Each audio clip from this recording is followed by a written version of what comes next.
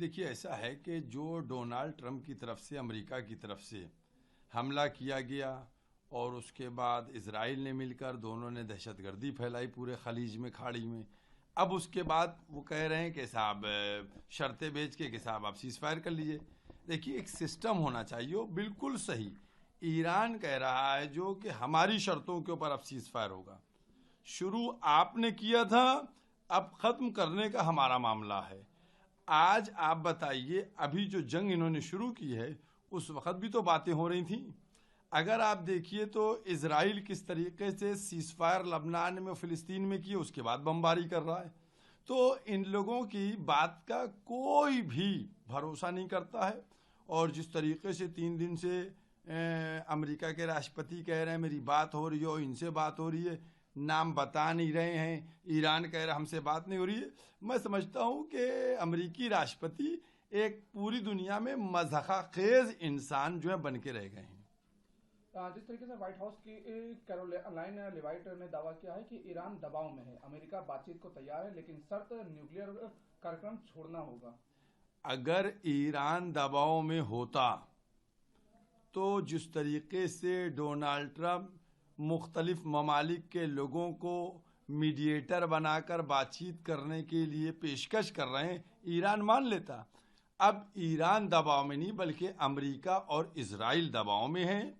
America और Israel दोनों फंस गए हैं और ईरान जो है उस वक्त का इंतज़ार कर रहा था तकरीबन 40-45 साल से कि एक दफ़ा अमेरिका छेड़ दे।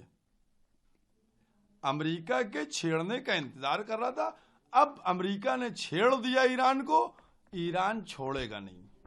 डोनाल्ड ट्रंप कह रहे हैं कि ने कहा है कि अमेरिका कई युद्ध सुलझा चुका है, ईरान समझौता करना चाहता है और डरा हुआ है।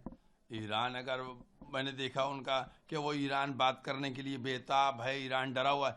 ईरान डरा हुआ है, ये तो पूरी मीडिया बतला रही है कि ईरान डरा हुआ है या अमेरिका डरा हुआ है, इजराइल डरा हुआ है। ईरान डरा नहीं है। ईरान तो कह रहा है हम 10 साल की फुर्सत में हैं, 10 साल हम आपसे लड़ेंगे, आइए बिस्मिल्लाह। ईरान इस मौके को छोड़ना नहीं चाह रहा है। वो चाह रहा है कि अब इस सुपर पावर को एकदम जीरो पावर बना दिया जाए, और वो तकरीबन बना दिया है। आज जिस तरीके से अमेरिका और इजराइल प्रेशर में हैं, मैं ये समझता हूँ कि ये इनके लिए काफ़ी है कि इनकी पावर ख़त्म हो चुकी है। ईरान ने अपनी उस यकजहती और अपनी उस क़ुव्वत को दिखा दिया है जो ये लोग हल्के में ले रहे थे।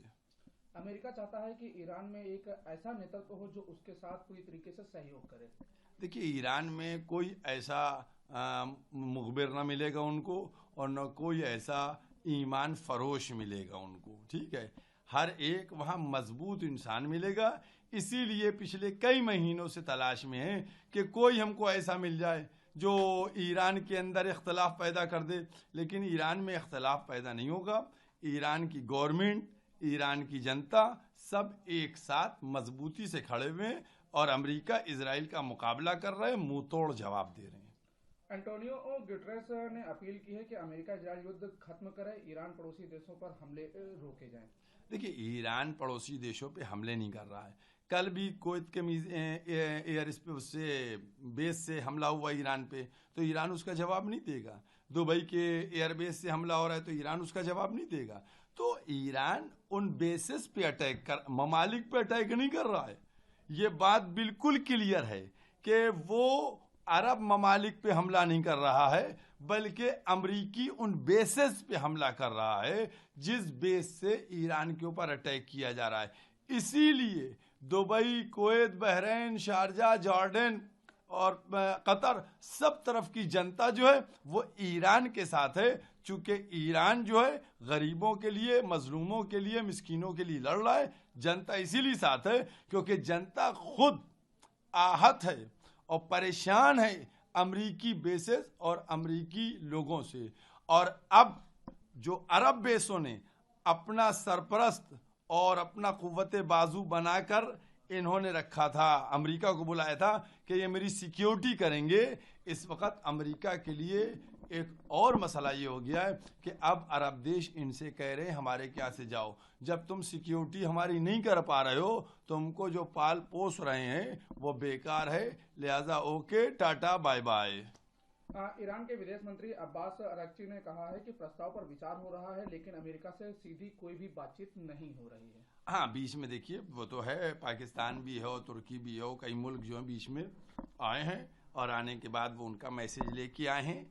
ईरान जो है वो नहीं चाहता है कि खून खराब हो, लेकिन ईरान की सबसे इम्पोर्टेंट और बड़ी शर्त ये थोड़ी है आपने 6 महीने पहले जून में आके हमला कर दिया, आपने आके फरवरी में हमला कर दिया, उनकी लीडरशिप को आप मारे दे रहे हैं। इस तरीके से बार बार नहीं चलेगा। ईरान क्लियर कह रहा है कि आप ये कह दीजिए कि अब ईरान पर हमला नहीं करेंगे, इसकी गारंटी कोई दे ही नहीं रहा है।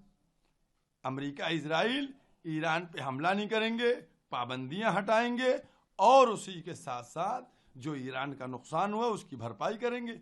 ईरान राजी है। ईरान ने भारत सहित कुछ देशों में होर्मुज जलडंगो युद्ध से गुजरने की पूरी तरीके से अनुमति दी है, इसको किस तरीके से देख रहे हैं? देखिए, ईरान जो है जो उसने पहले कह दिया है कि होर्मुज स्ट्रेट बंद नहीं है, होर्मुज स्ट्रेट खुला हुआ है, वहां से जहाज आए और जाएं।